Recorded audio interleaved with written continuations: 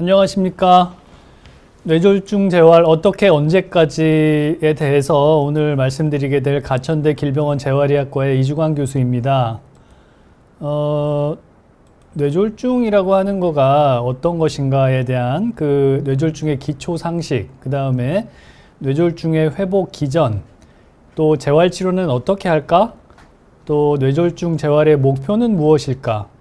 재활치료는 언제까지 해야 되나? 이제 이런 내용에 대해서 제가 말씀드리도록 하겠습니다.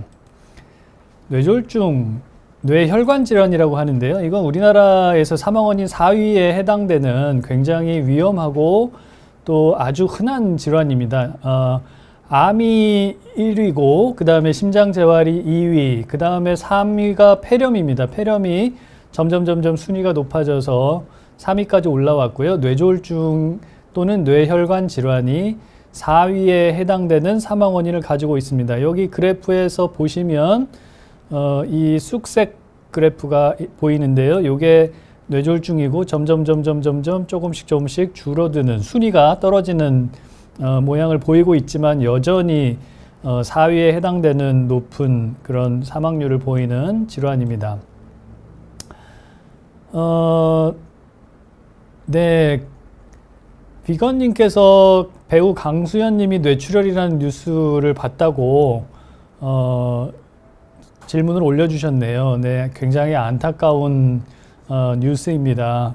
잘 회복을 하셔야 되는데 이제 제가 이제부터 말씀드리겠지만 강수현 배우님은 이제 여자니까 여성에서는 이 뇌혈관 질환이 3위에 해당되는 질환입니다. 남자가 4위고 그래서 남녀를 합쳐서 이제 4위가 되는데요. 여전히 높은 사망률과 그 다음에 많은 장애율을 가지는 질환이 되겠습니다.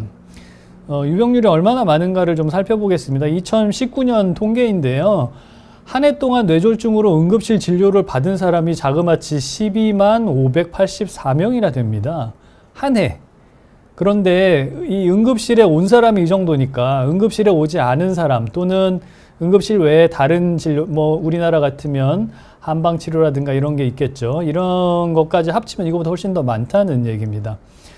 2014년에 93,670명이었는데 2019년에 12만 명이 넘었으니까 약 30%, 29.7%가 증가했다고 통계청에서 발표하였습니다. 뇌졸중 생기면 어떻게 해야 되나? 현재 수준의 의학에서는 가장 중요한 거는 골든타임 내에 응급실에 빨리 와서 재관류 치료라고 하는 거를 받는 거가 가장 중요한 치료입니다. 재관류 치료라고 하는 거는 좀 어려운 말인데요. 혈관이 막힌 거에 대해서 다시 뚫는다. 이제 그래서 재관류라는 어려운 한자 말입니다만 그렇게 다시 뚫어주는 겁니다. 그 뇌졸중 중에 가장 많은 것이 뇌경색이기 때문에 뇌경색은 혈관이 이렇게 막히는 현상이거든요. 그러니까 이거를 이렇게 뚫어주는 거죠, 다시. 그래서 피가 통하게 만들어주는 이제 이런 치료를 재관류 치료라고 합니다. 그런데 이게 아무 때나 되는 게 아니고 병이 발생하고 나서 혈관이 막히고 나서 4.5시간 안에 오면 정맥 안에 이제 정맥 혈전 제거제 알테플레이즈라고 하는 약인데요.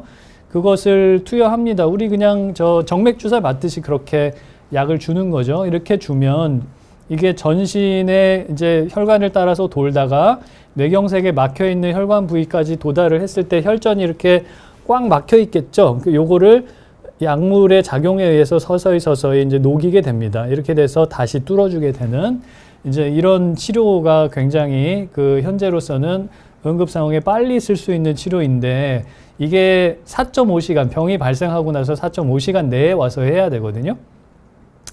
그 다음에 또 이런 상황이 아니더라도 다음 단계로 해볼 수 있는 거는 이제 동맥을 통해서 카테타를 집어넣어서 굉장히 가느다란 카테타를 대개 여기 그 사타구니 혈관을 따라서 쭉 올라갑니다. 이렇게 쭉 올라가서 이 목의 경동맥을 거쳐서 뇌혈관까지 이렇게 가죠. 그렇게 가서 막혀 있는 부위에다가 카테타가 이렇게 뚫고 들어가서 혈전을 이렇게 잡아갖고 끌고 나오는 이제 이런 치료를 합니다. 그거는 그 동맥 내 혈전 제거술이라고 부르는 시술인데 대부분 한 6시간 안에 시도가 되면 이제 성적이 좋은 것으로 되어 있습니다. 이 시간이 지나서 이제 이런 치료들을 시도를 하면 뇌 혈관이 약해지고 이 뇌 조직괴사가 광범위하게 와 있기 때문에 뇌 출혈이 생기는 경우가 많습니다. 뇌 출혈이 생기면 오히려 이런 시술을 한 것보다 더 나쁜 결과를 얻을 수 있기 때문에 이 골든 타임 안에만 이런 시술을 하도록 되어 있습니다. 그런데 우리나라에서 실제로 이런 치료를 잘 받으시는 분이 얼마나 되냐? 생각보다 높지 않아요. 정맥 혈전 제거술을 투여받은 환자는 보통 약 한 10.8% 정도 된다고 2020년 그 뇌졸중 연구 코호트에서 조사가 됐습니다. 그러면 다른 얘기로 하면은 10명 중에 한 9명 정도 또는 뭐 8명 정도는 이런 치료를 못 받는다는 얘기죠. 왜 그런가 원인을 찾아보면 발병 후에 응급실에 도착하는 시간이 평균 시간이 270분이었어요. 270분이면은 4시간이 넘는 거죠. 그러면 여유가 없겠죠. 응급실에 왔을 때 진찰하고 그 다음에 뇌경색이 의심이 된다. 그리고 CT 찍어서 뇌에 경색이 있는지 출혈이 있는지를 확인한 다음에 출혈이 없는 게 맞다 그러면 이제 그때 준비해 갖고 그 정맥 혈전 제거제를 주게 되는 이런 과정이 거치는데 아무리 빨라도 한 30분 이상 걸립니다. 30분, 40분. 그렇게 걸리고 어떤 경우는 1시간 넘기도 하고. 그러면 이론적으로 계산하면 4시간 반 안에 이게 들어가야 되니까는 아무리 빨라도 4시간 안에는 와야 가능성이 있는 거예요. 그리고 한 3시간 반 정도는 돼서 와야지 의료진들이 총알같이 움직여서 이게 그 약물 투여가 가능하게 되겠죠. 그러니까 응급실에 오는 시간이 지체가 되면 이미 이런 치료들을 해볼 수가 없는 거죠.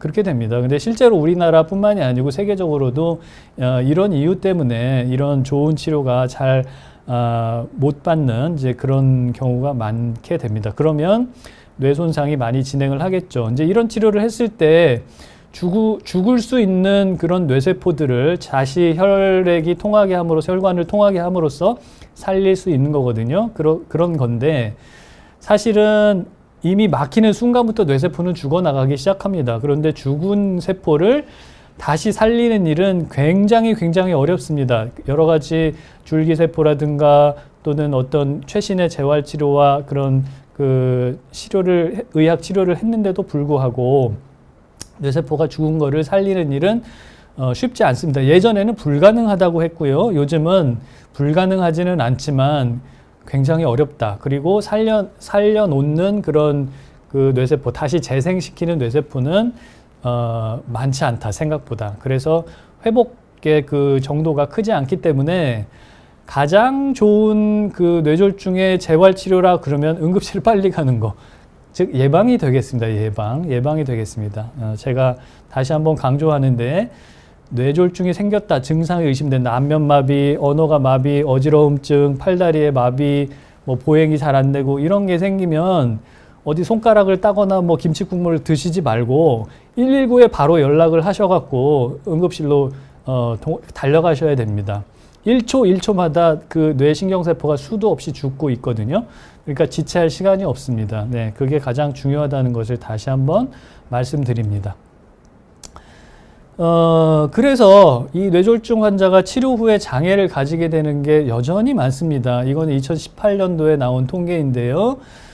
정상이나 혹은 아주 경미한 수준, 그러니까 뭐 거의 정상에 가까운 사람이 약 6% 정도 됐다고 그러고, 정상에 가깝거나 혹은 남의 도움이 필요 없는 정도의 경미한 장애를 가진 사람까지 합쳤더니 한 63% 정도가 됐습니다. 그리고 남의 도움이 필요한 장애를 가지는 사람, 그러니까 좀 심한 마비가 남았다고 볼 수 있겠죠. 이런 사람들이 한 32% 정도, 그 다음에 사망이 5%였습니다. 그러니까 죽은 사람이 5%인데 약 32% 정도는 심한 장애를 가지기 때문에 저와 같은 재활의학과 전문의의 전문 재활팀의 치료가 필요한 사람이 되겠죠. 그러니까 10명 중에 한 6명 정도는 뭐 정상이거나 또는 경미한 정도의 그런 그 증상을 남긴다고 하면 한 3명 정도는 좀 심한 장애가 되는 거죠. 일부는 뭐 침상에서 못 벗어날 정도로 심한 장애를 가지기도 하고, 일부는 뭐 뭐 보행이라든가 또는 일상생활에서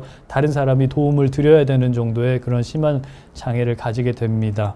그래서 이게 안 오려면 어떻게 해야 된다? 골든타임에 총알같이 응급실로 119로 달려갑니다. 119하고 또 자가용 또는 택시 이렇게 불러갖고 온 사람들을 또 조사를 해봤더니 119가 훨씬 빨랐습니다. 그러니까 명심하셔야 됩니다. 항상 뇌졸중 또는 뇌경색 이런 것들이 의심이 될 때는 무조건 119에 빨리 연락해서 응급실로 뛰어간다. 그래서 뇌졸중의 예후를 좀 정리를 하면 한 60% 정도는 독립적인 일상생활이 가능한 수준으로 회복을 하고요. 한 80% 정도는 혼자서 걸을 수 있습니다. 그런데 여기서 말하는 혼자서 걸을 수 있다고 하는 거는 정상적으로 아무 이상이 없이 걷는다는 것을 의미하는 게 아니고 비정상적인 보행, 마비가 있어서 이렇게 쩔뚝쩔뚝하고 걷더라도 이런 사람 또는 지팡이를 짚거나 워커를 짚거나 이렇게 짚더라도 어찌됐든 간에 혼자서 걸을 수 있는 사람, 이게 한 80% 정도 되고 20% 정도는 걸음을 아예 혼자서는 못 걷는다는 얘기죠. 네, 그렇게 됩니다. 그리고 그게 이제 다리에 대한 마비가 이제 걸음과 관련돼서 얘기할 수 있는 거고, 팔에 대한 마비는 어떻게 되냐? 한 40%에서 50% 정도는 손을 어느 정도 사용할 수 있다, 이렇게 됩니다. 어느 정도 사용할 수 있다고 하는 거는 아예 정상으로 사용할 수 있는 사람부터 손을 약간 정도 사용할 수 있는, 예를 들면 뭐 이렇게 물건을 이렇게 누르는 정도, 뭐 고정하는 정도로 손을 보조적으로만 약간 사용한다든가 이런 정도까지 다 포함해서입니다. 그게 한 40%에서 50% 정도가 그 정도 사용을 하는 거고, 그러면 나머지 한 50%에서 60% 정도는 어떻다는 얘기예요? 손을 아예 못 쓴다는 말입니다. 예, 손의 기능이 아예 없는 정도 수준으로 결과가 고정이 된다, 이제 그런 얘기입니다. 40% 정도가 중증의 그 장애를 가지거나 사망한다, 이제 이렇게 말씀드릴 수 있습니다. 그러면 이 예후에 영향을 미치는 요인이 뭔가를 조사를 해봤습니다. 그러니까 어떤 사람은 왜 예후가 좋고 어떤 사람은 나쁜가? 초기의 신경학적인 중증도가 결국 예후에 가장 큰 영향을 미치더라. 또 일상생활 능력 정도가 초기에 나빴던 사람이 나중에도 나쁘더라, 이제 이런 얘기입니다. 처음에 좋았으면 나중에도 좋더라. 이 얘기는 뇌 손상의 정도가 얼마나 심하냐, 초기에 대개 뇌졸중 후에 한 일주일 정도의 그 상태를 봅니다. 그때 얼마나 심하냐를 가지고 보면 6개월 또는 1년 후에 이 사람이 얼마나 그 나쁜 것인가를 이렇게 알 수 있는데, 초기에 심했다는 얘기는 그만큼 뇌세포의 손상이 심했다는 얘기잖아요. 초기에 뇌세포의 손상이 심했던 사람은 나중에 회복도 잘 안 되더라, 이 얘기입니다. 다시 말씀드리면 뇌세포의 손상이 심한 거를 나중에 살려놓기가 쉽지 않다, 이제 그런 얘기라고 볼 수 있겠습니다. 또 나이가 많을수록 좋지 않았고, 여자가 남자보다 조금 더 나쁜 경향을 보였습니다. 그리고 뇌경색의 중증도가 심할 때 안 좋았고, 동반 질환이 많을수록 안 좋았습니다. 당뇨, 고혈압, 뭐 고지혈증, 이제 이런 것들이 되겠고, 또는 뭐 암이라든가 뭐 이런 것들이 다 영향을 줍니다. 또 한 가지 좀 의외의 재미있는 그런 요인이 하나 있었는데요. 치료받은 지역이 어디냐에 따라서 예후가 달랐어요. 그러니까 대도시의 이런 병원 의료 시스템이 아주 좋았던 그런 지역에서 이 뇌졸중의 치료를, 급성기와 재활 치료를 받았던 사람이 결과가 더 좋았습니다. 이건 무슨 얘기예요? 병원 치료의 수준이 그만큼 또 중요하다는 얘기가 되겠죠. 물론 뭐 이걸 가지고 서울에서 치료받은 사람은 뭐 100% 회복을 하고 어디 시골에서 치료받은 사람은 한 10%밖에 회복을 못하고 이런 얘기는 아닙니다. 그런 정도로 큰 차이가 나지는 않지만 어찌됐든 간에 병원 치료를 잘 받는 것도 중요하다, 이렇게 이해해 주시면 되겠습니다. 그럼 뇌졸중이 생겼을 때 회복은 도대체 어떻게 되나? 이런 거를 또 좀 보겠습니다. 이거는 이제 제 실제 환자의 경우를 좀 각색을 해서 제가 보여드린 건데요. 41세 남자였습니다. 굉장히 젊으신 분이죠. 한참 사회적으로 왕성한 활동을 하셔야 되는 분인데, 이분은 평소에 고혈압하고 당뇨를 진단을 받고 약을 복용하고 계셨어요. 근데 갑자기 발음이 어눌해지고 왼쪽 팔다리 마비가 발생해서 응급실로 오셨습니다. 그런데 그 응급실에 왔을 때 이 촬영 사진인데 혈관 부분에 여기가 이제 머리가 되겠죠. 머리가 있고 이쪽 부분이 이제 혈관이 보이는데 목에 하얗게 보이는 잘 안 보이실 텐데 좀 작아서 근데 여기 목에 이렇게 혈관이 보입니다. 하얗게. 근데 이쪽에 보면 굉장히 가느다랗게 거의 끊어져 있어요. 이쪽에 뇌 영상 혈관 촬영을 보면 이쪽이 오른쪽, 이쪽이 왼쪽입니다. 이 오른쪽이 혈관이 굉장히 희미하고 잘 안 보이죠. 이 왼쪽 편에 있는 뇌는 혈관이 이렇게 꼬불꼬불하게 가느다랗게 여러 개의 가닥의 혈관이 보입니다.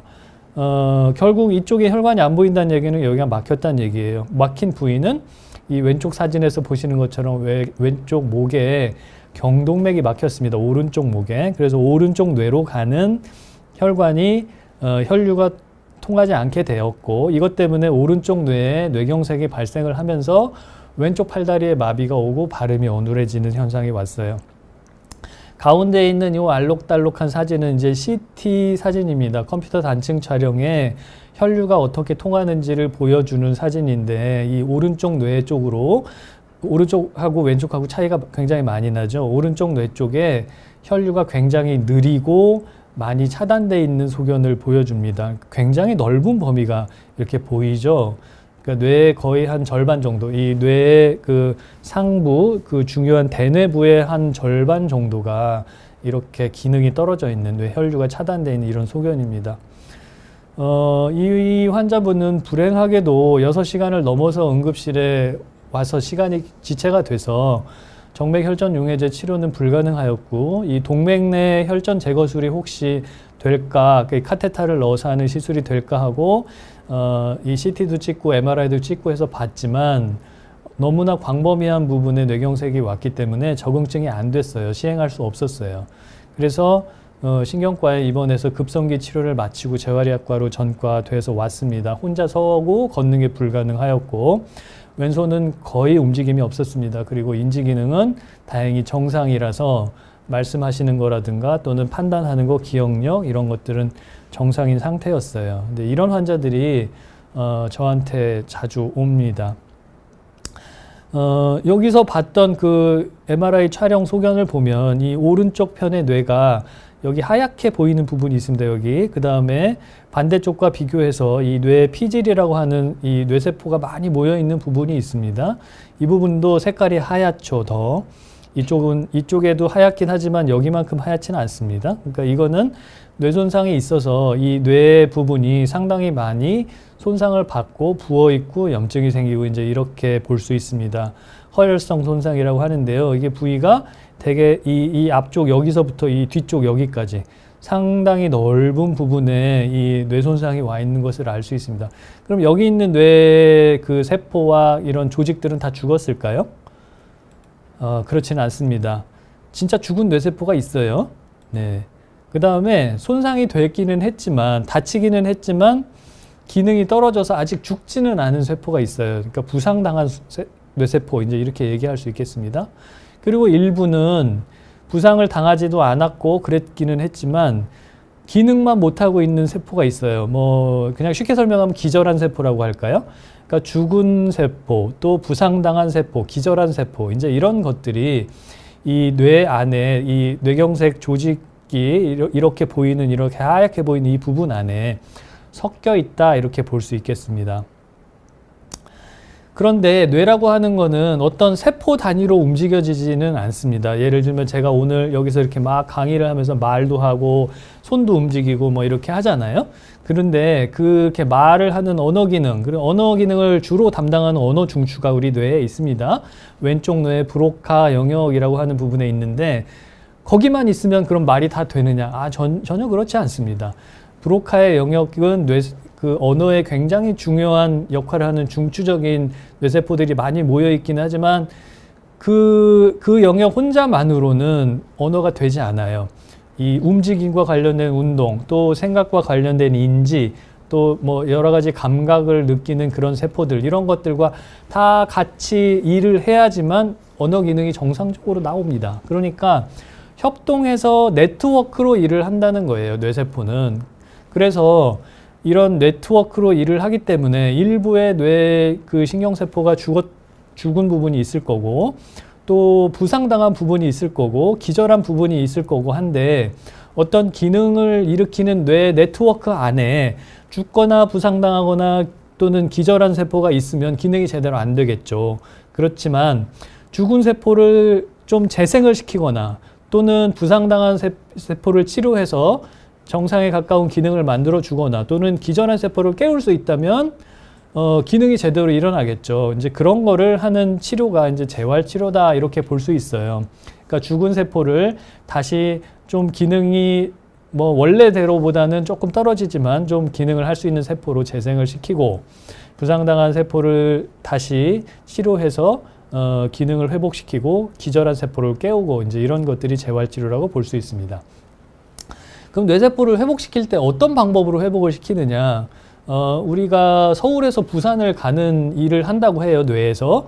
뭐 그냥 전체적으로 우리나라가 뇌라고 하면 서울에 있는 세포와 부산에 있는 세포가 협업을 해서 이런 네트워크로 일을 한다고 생각을 해봅시다. 그러면 여기가 서울이고 여기가 부산인데 여기서부터 부산까지 가려면 자동차를 타고 간다 그러면은 고속도로로 가는 게 가장 빠르지 않겠습니까? 그래서 경부고속도로를 타고 쭉 가요, 빠른 속도로. 그런데 이게 뇌졸중이 와서 그 세포와 그 경부고속도로가 죽었어요. 완전히 다 파괴됐어요. 그러면 어떻게 갈까요? 다른 방법은 국도를 따라서 갈 수 있겠죠. 그 아직 뚫려 있는 길을 따라서. 그래서 국도를 따라서 꼬불꼬불 시간이 2배, 3배가 걸려서 어쨌든 부산을 갑니다. 이러면 뇌세포가 정상적으로 4시간 반 만에 서울에서 부산까지 쫙 가는 게 아니고 국도를 통해서 막 10시간이 걸려서 갔는데 어쨌든 갔어요. 그러니까 기능을 좀 하는 거죠. 그러니까 100%의 기능이 아니더라도 부분적으로 그거보다는 좀 모자라지만 기능을 어찌됐든 합니다. 안 하는 것보다는 훨씬 나은 거죠. 또는 시간이 걸리더라도 막힌 길을 수리해서 다시 뚫어요. 경부고속도로 공사를 통해서 한 달이 걸렸는데 어쨌든 길을 뚫었어요.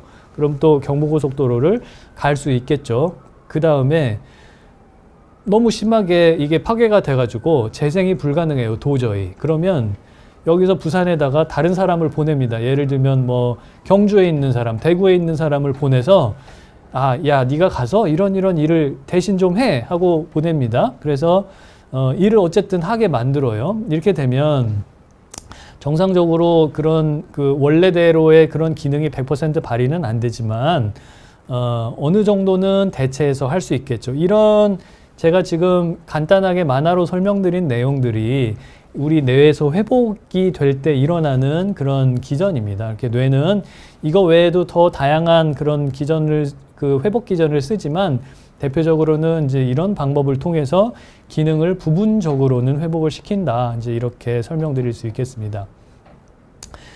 그런데 뇌세포와 이런 신경 네트워크가 무조건 100% 회복을 시킬 수 있느냐? 그렇지는 않아요. 그 다음에 또 이게 될 때까지 계속 회복을 시키려고 하느냐? 아니요, 그러지도 않습니다. 뇌세포가 기능 회복을 하는 데는 몇 가지 특징이 있는데요. 중요한 거를 말씀드리면 일단 뇌가 다치고 나면 질병이든 또는 외상이든 손상된 기능을 최대한 복구시키려고 하는 그런 특성이 있어요. 다친 거를 재생시키고 길을 다시 연결하고 그런 세포의 전기적인 신호를 다시 예민하게 받아들이고 이제 이런 기능이 있습니다. 그런데 그거를 이제 항상성, 뇌 가소성 이런 어려운 말로 설명을 하는데 어쨌든 살리려고 노력을 한다. 뇌는 무조건 그런 특성을 가지고 있다. 그 다음에 시간이 지나면서 뇌는 사용하는 기능은 계속 발달시키는 특성이 있습니다. 사용하는 기능은 계속 발달시키는 특성이 있고요. 또 사용하지 않는 기능도 있을 거잖아요. 사용하지 않는 기능은 퇴화시키는 특성이 있어요. 그러니까 사용하는 기능은 계속 사용을 더 잘할 수 있도록 발달을 시켜주고 사용하지 않는 기능은 뇌에서 이제 별로 필요가 없네 얘는.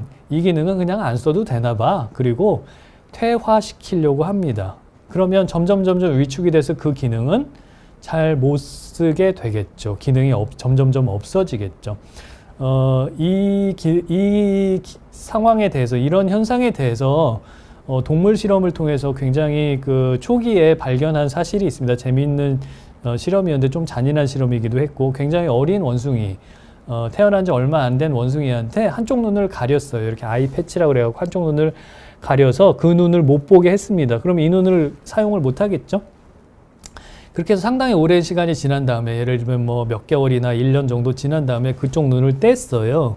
가린 거를 띄워줬어요. 그러고 나서 어떻게 되나 봤더니 그 원숭이는 영영 그 가린 쪽 눈의 기능이 돌아오지 않았습니다. 그건 왜 그랬냐면 눈에 어떤 구조적이나 기능적인 이상이 생긴 게 아니고 뇌에 그 기능을 회복하지 못해서 그렇습니다. 이미 원숭이의 뇌, 가린 쪽 뇌에서 그 시각을 보는 그런 뇌의 시각 중추가 다른 걸로 이미 대치가 됐고 그 기능이 퇴화가 돼버려서 원숭이가 이미 그쪽 눈을 그 가림을 해제했음에도 불구하고 기능을 영영 사용하지 못했다. 이제 이런 유명한 동물 실험이 있었고요.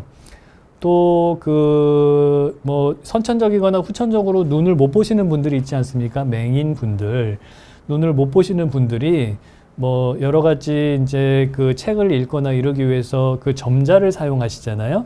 그래서 점자판을 이렇게 손으로 만지면서 그 글을 읽게 되는데요.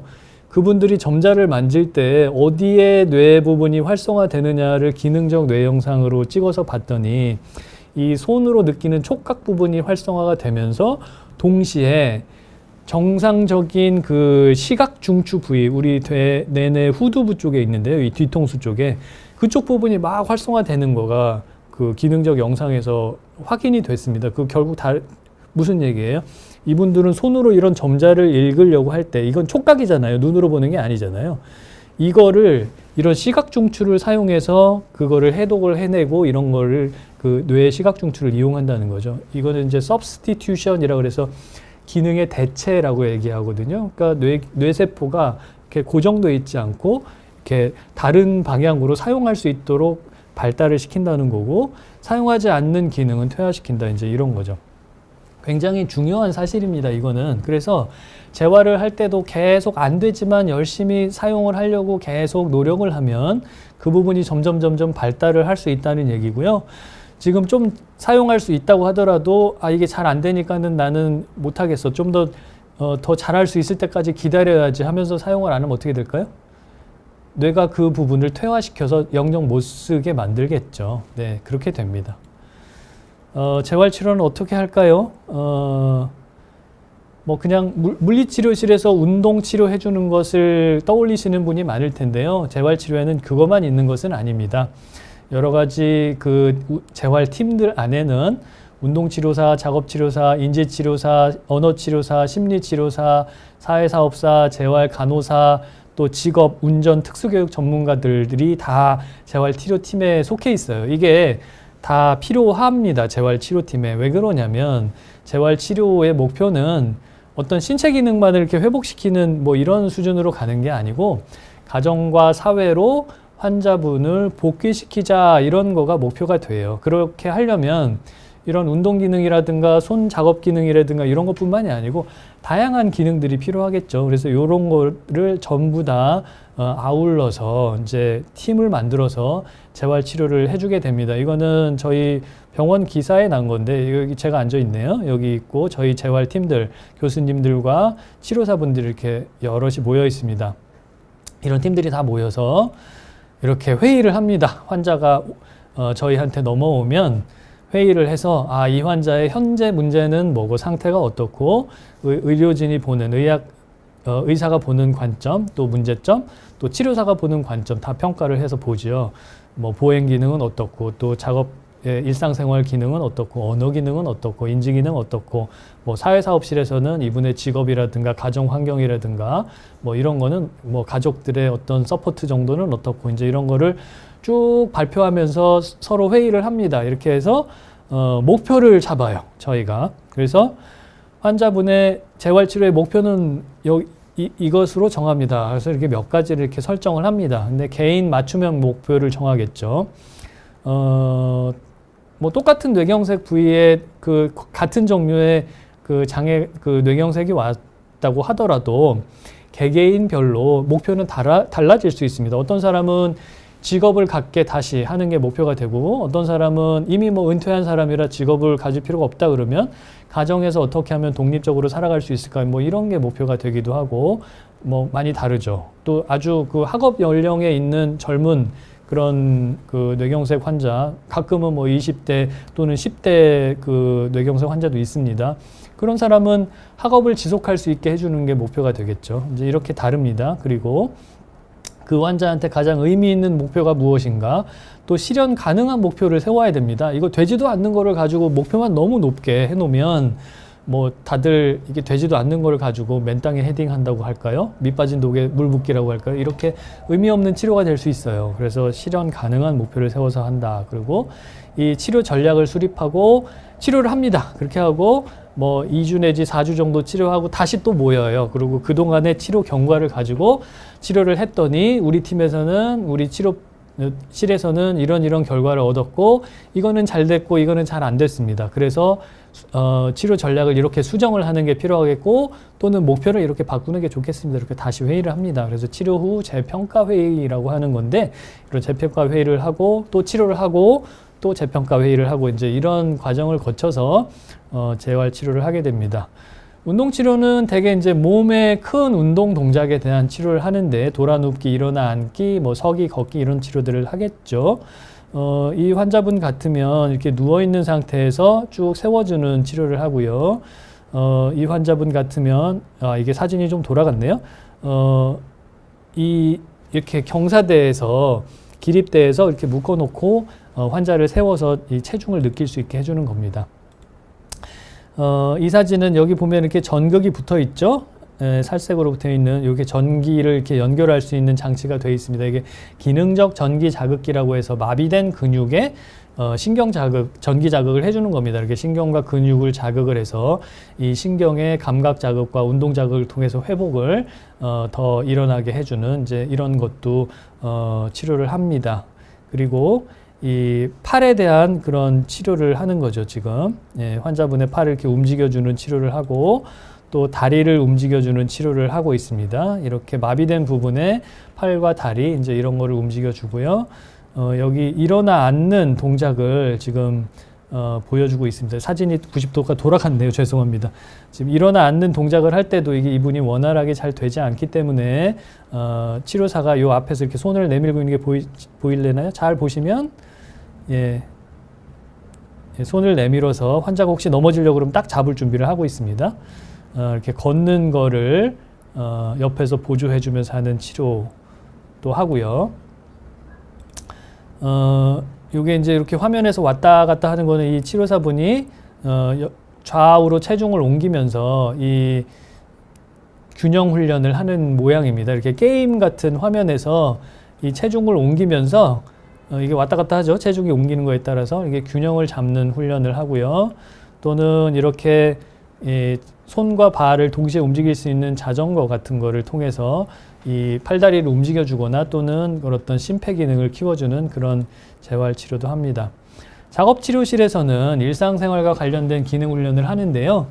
일상생활 동작 훈련을 하고 상지 기능 훈련을 하고 또 삼킴장애, 이렇게 먹을 때 이게 잘 막히거나 또는 뭐 폐로 들어가는 그런 연화장애가 오고 흡인, 또 인지장애가 있어서 뭐 기억력이 떨어진다든가 주의 집중력, 판단력 이런 거가 떨어지는 경우도 있을 수 있습니다. 뇌 세포가 그 부분을 손상을 주게 되면 이제 이런 거를 이제 작업치료실에서 훈련을 해줍니다. 환자분의 지금 요 팔을 이렇게 열심히 움직여주는 치료를 하고요. 네, 그 다음에 요 팔을 이렇게 들어서 이 어떤 감각 자극을 주고 있는 치료를 하지요. 네, 그 다음에 예, 이 환자분을 보면 여기 목에 이렇게 동글동글하게 전극이 붙어 있죠. 예, 제가 이 개인정보 보호 때문에 얼굴을 다 찍지를 못해서 이제 이렇게 보이는데요. 양해해 주시기 바랍니다. 이렇게 여기서 목에다가 전기 자극을 합니다. 이렇게 목에 있는 근육, 주로 삼킴과 관련된 근육을 자극해 주는 건데요. 이거를 자극을 해서 이 목의 삼킴 근육 마비가 되어 있는 걸 풀어주는 그런 연화장애 재활 치료입니다. 이 그림은 그 컴퓨터 화면에 이제 이런 퍼즐을 맞추는 그런 전산화 인지 치료라고 하는 그림인데요. 환자분이 이런 퍼즐 맞추기를 하는 겁니다. 그래서 뭐 색깔, 모양 또는 뭐 어떤 종류 이런 거를 이렇게 모아서 맞는 답을 이렇게 찾아갖고 눌러서 하는 겁니다. 이렇게 게임을 하는 것처럼 그런 인지 훈련을 하는 거라 좀 재미있게 할 수 있겠죠. 이 왼쪽 그림과 오른쪽 그림은 이제 손의 그 힘을 측정하는 그런 힘 측정기인데요. 이렇게 꽉 주먹 쥐는 힘이 어떻게 되는지, 손가락 누르는 힘이 어떻게 되는지 이런 것들을 측정을 하는 거고요. 요 그림은 이 조그만 나무 블럭이 있습니다. 색깔별로 이렇게 돼 있는데 요거를 얼마나 빨리 옮기느냐 하는 손 기능 측정을 하는 평가 도구이고, 또 이거를 이용해서 훈련을 하기도 합니다. 이분은 오른쪽 손은 아주 잘하고 계시네요. 이 오른쪽 사진에 보이는 건 이제 글씨 쓰기 훈련하는 거죠. 네, 보시면 치료사분이 이렇게 손을 잡고 연필을 쥔 상태에서 이렇게 손을 같이 움직이는 거를, 글씨 쓰는 걸 도움을 주면서 치료를 하죠. 잘 안 보이시겠지만 이게 젓가락으로 옆에 칸에다가 이 나무 큐브를 옮기는 그런 훈련을 하는 거죠. 이게 젓가락 훈련을 통해서 손에 미세 동작을 키워주고 밥 먹을 때 이 젓가락을 잘 사용할 수 있게 해주겠죠. 네, 수세는 양쪽 손가락을 이용해서 수세는 훈련을 시켜주기도 하고, 이분은 지금 이제 왼쪽 편에 마비가 있으신 분이에요. 그래서 이 휠체어에서 이 매트 있는 부분, 침대 있는 부분으로 옮겨 앉는 훈련을 하는 건데요. 혼자서 일어나서 오른쪽 발에 주로 체중을 싣고 몸을 돌려서 짚고 이렇게 앉는, 이 방법을 훈련시켜주는 거죠. 이게 안 되면 그냥 혼자서 일어나서 움직였다가 넘어져 갖고 다치겠죠. 어디가 부러지기도 하고요. 노인 같으면은 고관절 골절 일어나서 수술하고 뭐 그럴 수도 있습니다. 또는 뭐 최근에는 몇 년 사이에 이제 재활 보행 로봇과 이 상지 재활 로봇 이런 것들이 나와서 사용할 수도 있고요. 또 비침습적 뇌 자극술이라고 하는 또 치료 방법이 있습니다. 뭐 아직은 그 정규의학 치료 안에 들어와 있지는 않은데요. 제한된 상황에서 사용할 수 있습니다. 이렇게 반복적으로 뇌 이 겉쪽에다가 자기 자극 치료기라고 하는 걸로 자기 자극을 합니다. 그러면 뇌 세포 안쪽에서 이제 전기 자극이 흐름이 생기거든요. 그래서 뇌세포를 직접 전기 자극을 할 수 있는 방법이에요. 그 반복적 경두개 자기 자극술 이렇게 부릅니다. 또는 또 전극을 직접 붙여서 전기로 자극하는 방법도 있어요. 이렇게 하면 뇌세포의 일부 부분을 막 활성화시킬 수도 있어요. 뇌를 자극해서. 그렇게 해서 치료 효과가 더 커지게 이제 이런 연구와 또 임상 적용이 활발하게 일어나고 있습니다. 약물 치료도 합니다. 뇌신경 재생을 촉진하는 약을 쓰기도 하고 인지 기능을 촉진하는 약도 쓰고, 또 우울증이 많이 생기시는데 우울증을 치료하는 약, 경직 이렇게 근육이 막 뻣뻣해져 갖고 이렇게 오그라들고 이런 참 펴려고 해도 잘 안 펴지고 이제 이런 경직 때문에 또 힘들어 하시는데 그거를 좀 줄여주는 약, 또 통증, 신경 통증이 심하면 그걸 줄여주는 약도 씁니다. 때로는 보조기도 씁니다. 이분 그 발이 이렇게 처져서 발이 끌리죠. 네, 이거를 이렇게 보조기를 채워서 이 발이 이렇게 들리게 이렇게 만들어주는 이제 그런 치료를 해줍니다. 또 다양한 종류의 생활 보조 도구들을 사용하는 훈련도 합니다. 치료실에서 이제 적용해보고 사용할 수 있게 훈련시켜서 이제 잘 사용을 하죠. 이분은 손가락으로 잡는 게 잘 안 될 때 이렇게 끼워서 면도기를 끼워서 면도할 수 있겠죠. 또 허리를 못 숙이게 됐을 때 균형을 잃어서 넘어지거나 이런 것 때문에 안 되면 이렇게 발가락 사이를 닦을 수 있는 기다란 소를 사용하는 방법, 또 변기 의자에다가 이렇게 높은 의자를 사용해서 쉽게 일어나고 앉고 하는 걸 해주는 방법, 뭐 컴퓨터에 이런 그 태블릿 같은 거를 쉽게 찍을 수 있는 도구를 끼워서 손가락이 아니더라도 찍을 수 있게 해주는 방법, 뭐 이런 것들 그 생활 보조 도구들도 할 수 있죠. 그래서 지금까지 말씀드린 이런 여러 가지 종류의 재활 치료라고 하는 것들은 이 뇌 회복을 위해서 최적화시키고 보완할 수 있는 그런 방법들을 다 모아놓은 치료법들의 일종의 종합 선물 세트 뭐 이렇게 얘기할 수 있겠습니다. 그런데 이게 아무 때나 되는 게 아니에요. 이것도 중요한 시기가 있습니다. 발병 후에 첫 6개월이 중요합니다. 그 뇌경색 후에 대개 일주일 안에 그 어떤 혈압이라든가 또는 신경학적 증상이 안정되자마자 바로 치료를 시작하라고 돼 있고요.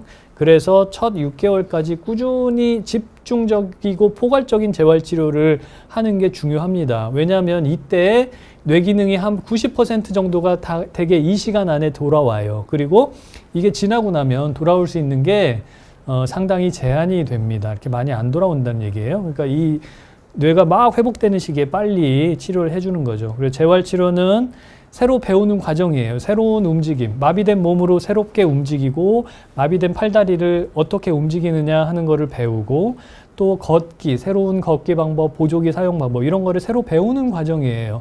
그러니까 새로 배우려면 뭐가 중요하겠어요? 환자 자신의 의지가 가장 중요합니다. 내가 배울 생각도 없고 의지도 아무것도 없으면 누가 옆에서 물을 떠먹여 줍니까? 안 됩니다. 환자 자신의 의지가 중요하고 또 좋은 환경과 가족이 필요하고 좋은 선생님이 필요하고 하겠습니다.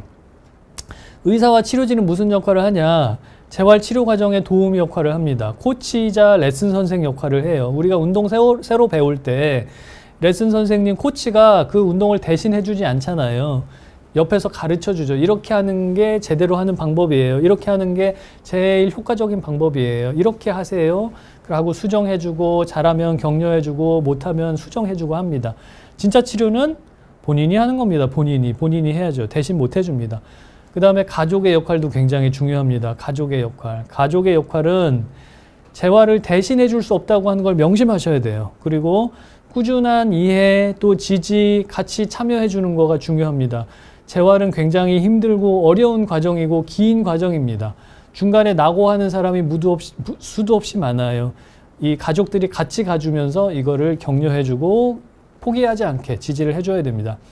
그런데 환자가 잘하지 못한다고 대신해 주는 거는 재활의 독약입니다. 무슨 얘기냐 이렇게 하는 거는 잘하지 못하고 대신해 주는 건 이제 환자분은 더 이상 이거 하지 마세요. 평생 내가 대신해 줄게. 이런 의미입니다. 심하게 얘기하면. 그러니까 절대 대신해 주지 말고 옆에서 잘할 수 있도록 안내해 주고 격려해 주고 도와주셔야 됩니다. 재활치료의 목표에 대해서 말씀드리겠습니다. 정상으로 만드는 게 재활의 목표가 아닙니다. 사회와 가정으로 복귀시키는 게 목표입니다. 개개인별로 목표가 다를 수밖에 없고요. 정상 보행, 정상 손기능, 정상 언어 이게 목표가 아니기 때문에 환자분의 인생의 목표가 이거가 되면 안 됩니다. 그리고 재활치료 자체가 인생이 되면 안 돼요. 제 환자들 중에서 2년, 3년이 지났는데도 여전히 병원에 입원하면서 재활치료를 하시려고 하는 분이 있어요. 그래서 왜 그러십니까 하면 자기는 정상적으로 좀 걸어보고 정상적으로 손을 움직이는 게 본인의 인생 목표래요. 그게 인생의 목표가 될 수 있을까요? 그렇지 않습니다. 물론 뭐 그분의 인생 목표는 그렇게 된 건데 불행한 일이죠. 인생의 목표는 제가 믿기로는 그렇게 되면 안 된다고 생각합니다. 재활치료는 언제까지 할 것인가에 대해서 말씀드리겠습니다. 재활치료를 계속하면 계속 좋아질까요? 끝도 없이? 그렇지 않아요. 제가 얘기한 대로 6개월 정도 신경회복이 지속이 된다고 했죠. 그 이후에는 많이 좋아지지 않습니다. 경험 기반 뇌 가소성, 뇌가 회복되는 능력이라고 하는데 경험 기반으로 좋아진다고 하는 거죠. 이거는 예를 들면 우리가 운동을 새로 배운다고 얘기해봐요. 탁구를 새로 배운다 해봅시다. 처음에는 뭐 맞추지도 못하고 공이 이리 가고 저리 가고 난리가 나죠. 그런데 계속 꾸준히 연습을 하면 일주일 지나고 한 달 지나고 또 1년 지나고 이러면 탁구를 정말 잘 치게 되지 않습니까? 그거는 뇌에서 뭔가 변화가 일어난 거죠. 뇌의 가소성이 이제 변화했다 이제 이렇게 얘기하는데 뇌 기능이 좋아진 거죠. 탁구를 치는데 필요한 뇌 네트워크의 기능이 좋아진 겁니다. 근데 경험을 통해서 좋아진 거예요. 그런데 이것도 뇌졸중이 온 뇌에도 이런 것들이 있다는 거예요. 열심히 연습을 하고 꾸준히 하면 몸을 사용하는 방법, 마비된 팔다리를 움직이는 방법 이런 요령이 점점 늘어나면서 운동 능력이 더 좋아질 수 있다는 거죠. 그 다음에 이렇게 한번 좋아진 기능은 계속 유지되나? 아닙니다. 그렇지 않아요. 상태를 유지하기 위한 유지 훈련이 평생 필요합니다. 젓가락질을 아마 우리나라 사람이면 굉장히 잘하실 텐데요. 젓가락질은 타고났나요? 태어나는 순간부터 잘했습니까? 아닙니다. 그리고 예를 들어서 그 사람이 젓가락이 필요 없는 나라에 가서 산다고 생각해 보세요. 어디 외국에. 그래서 항상 포크를 쓰거나 손가락으로 집어먹다가 한 10년쯤 지난 다음에 다시 젓가락 갑자기 딱 지워주고 한번 해봐. 그럼 잘할 수 있을까요? 뭔가 어색하겠죠. 잘 안 될 겁니다. 10년 동안 안 했으니까. 그런데 우리는 젓가락질을 뭐 거의 타고난 것처럼 계속 잘해요. 왜 그래요? 맨날 밥 먹을 때마다 젓가락질을 하잖아요. 그게 유지 훈련이 되고 있는 거거든요. 그죠? 하루에 최소한 3번 젓가락질 계속 하잖아요. 얼마나 많은 평생 동안 그런 훈련을 하겠어요. 그렇기 때문에 잘하는 겁니다. 그래서 유지 훈련이 필요하다. 그 말씀을 드리는 거고, 그런데 오해하시면 안 돼요. 유지 훈련을 한다고 하는 건 이거 병원 가서 하는 게 아니에요. 재활치료를. 병원 재활치료하고 유지 훈련은 다른 겁니다. 그러니까 제가 유지 훈련이 중요하다고 우리 환자분들한테 말씀드리면, 아, 그러면은 교수님, 저 치료실에 와서 치료받을 수 있게 재활치료 처방 내주세요. 이렇게 얘기해요. 아니에요. 그게 아니고 집에서 실생활을 통해서 훈련을 하셔야 되는 거예요. 키보드를 치는 훈련을 계속하고, 숟가락질을 집에서 열심히 하고, 젓가락질 훈련하고, 또 뜨개질 같은 취미 활동을 통해서 손을 계속 움직여주는 훈련을 하고, 또 다리를 위해서 걷기 훈련하고, 계단 훈련하고, 경사로 뭐 가벼운 언덕 같은데 이런데 이렇게 오르내리는 훈련하고, 이게 일상생활에서 일어나는 유지 훈련이 됩니다. 이걸 하셔야 된다는 거죠.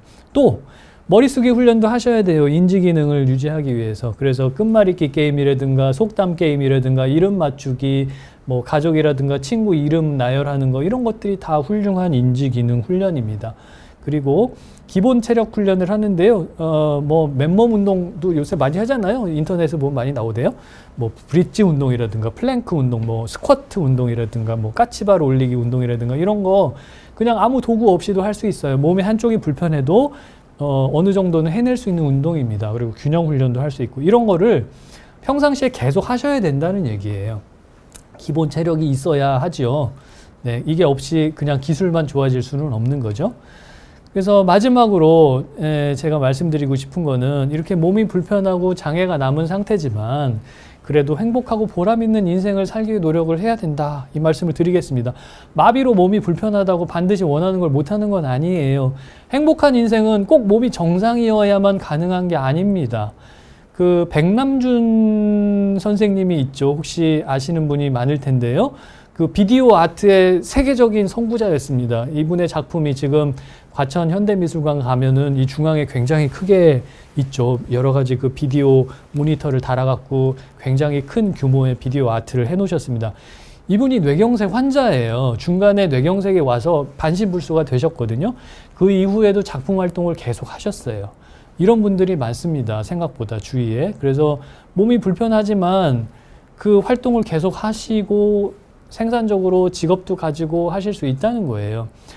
내가 몸이 좋아지게 하고 정상적으로 걷게 만들고 손을 돌아오게 만들고, 이게 인생의 목표가 아니에요. 행복하게 어떤 의미 있는 삶을 사는 게 목표입니다. 항상 그런 점을 명심하시고 꾸준히 힘들지만 어려운 재활을 계속 잘 지속하시기를 당부드리면서 오늘 제 말씀을 마치겠습니다. 감사합니다. 질문을 여러분이 하셨는데요. 뇌졸중 재활이랑 일반 재활이랑 많이 다른가요? 사오정 발산 기습 곰 발냄새님이 하셨네요. 뇌졸중 재활과 일반 재활은 좀 다른 면이 많이 있습니다. 이게 중추신경계 손상이니까 그냥 일반 어디 이렇게 다쳐서 또는 부러져서 어디가 이렇게 그런 말초가 다쳐서 하는 재활하고는 좀 달라요. 뭐 예전에 연화장애 강의해 주신 교수님 맞으신가요? 내일 점심 뭐 먹지 님이 질문하셨네요. 네, 맞습니다. 연화장애 그 강의도 잘 들으셨나요? 네, 도움됐다고 하셨네요. 압록강 700리 순정님이 뇌졸중이 암보다도 비참한 병이라고 하던데 왜 그런가요? 아, 뇌졸중은 장애를 남기기 때문에 그렇습니다. 네, 장애를 남기기 때문에 그래요. 아까 제가 처음에 말씀드린 것처럼 뇌졸중 환자의 한 30%에서 40%는 장애를 남깁니다. 이 대개 이제 편마비, 반신불수라고 하죠. 편마비 장애가 있거든요. 이제 그러니까 걸음도 못 걷고 언어 장애가 오거나 이렇기 때문에, 그런데 그 상태로 상당히 오래 사세요. 오래 사세요. 관리를 잘하면 상당히 오래 사세요. 그러니까 남은 여생 동안 그렇게 장애를 갖고 사시게 되니까 많이 힘드실 수 있다는 거예요. 그래서 뭐 그런 얘기를 할 수 있습니다. 강수현 씨 뇌출혈로 인해서 심정지 온 거가 혹시 나중에 제가 강의를 또 하실 기회가 되면 강수현 씨 상태나 이런 거가 이제 확인이 되고 그랬을 때 말씀드릴 수 있겠습니다. 네. 준임님께서 질문해 주셨네요. 정상으로 만드는 게 목표가 아니고 환자마다 목표가 다르게 설정된다면 목표 설정의 기준은 어떻게 수립하나요? 질문해 주셨어요. 환자마다 목표가 다르겠죠. 어떤 분은 예를 들면 내가 몸은 불편하지만 나는 교회에 가서 주일마다 항상 교우들 만나고 예배 드리고 이렇게 하는 게 내 인생의 낙이에요. 나는 인생에서 그게 굉장히 중요한 거예요.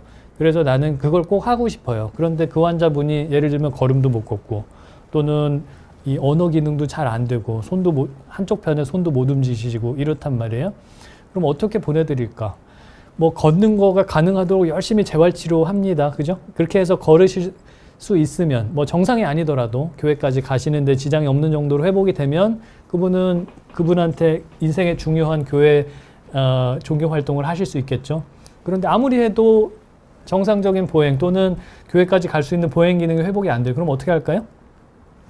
휠체어 타고 갈 수 있게 만들어 드려야죠. 휠체어 타고 전동 휠체어를 조정을 하거나 또는 일반 휠체어를 조정을 할 수 있거나 이렇게 또 재활을 해드려서 교회까지 가서 또 예배 보실 수 있게 해드리면 되잖아요. 어찌됐든 가신 거잖아요. 고속도로가 망가지면 어떻게 해요? 국도 따라 갑니다. 네, 그렇게 해드리는 거죠. 그런 게 이제 재활치료의 그런 어떤 전략이 되겠죠. 목표를 세울 수 있고, 뭐 어떤 사람은 나는 몸이 불편하지만 어디 여행 가고 싶어요. 해외여행 가고 싶어요. 뭐 미국에 가서 그랜드 캐년도 보고 뭐 나이아가라 폭포도 보고 싶어요. 그러면 어떻게 할까요? 이 사람의 상태를 보고 여행에 필요한데 이 사람의 기능은 뭐가 필요할까? 이렇게 쭉 평가를 해보고 아 이런 기능이 있으면 되겠구나. 그래서 일부는 몸의 기능을 더 좋게 만들어서 그 달성을 하게 해주고 만약에 아무리 재활을 해도 그거를 회복시킬 수는 없는 상황이다. 그러면 그걸 극복할 수 있는 어떤 보완 방법을 또 고안을 해서 그걸 훈련시켜 드립니다. 보조기를 채우거나 또는 뭐 휠체어를 하거나 또는 뭐 어떤 언어과 관련된 그런 기능을 하거나 이제 이런 거를 해드리죠. 그래서 그런 것들을 이제 재활치료를 통해서 다 해결을 해드리는 거죠. 네. 그런 건데 또 아까 말씀드린 것처럼 아예 불가능한 목표를 세워놓고 이거를 하겠다 이러면 평생 동안 실망만 하다가 돌아가실 거 아니에요. 그러니까 그렇게 하시는 거는 안 됩니다. 현실 가능한 목표를 세워야지 된다. 이제 그 말씀을 드리겠습니다. 네. 네, 더 질문이 없으시면 네, 오늘 제 강의를 마치겠습니다. 들어주셔서 감사합니다. 아, 네. 랑신님이 질문을 하셨네요. 이 질문을 마지막으로 네, 끝내도록 하겠습니다. 뇌경색이 25년 됐어요. 갈수록 다리에 힘이 없고 오른쪽 손이 구부러지고 있어요.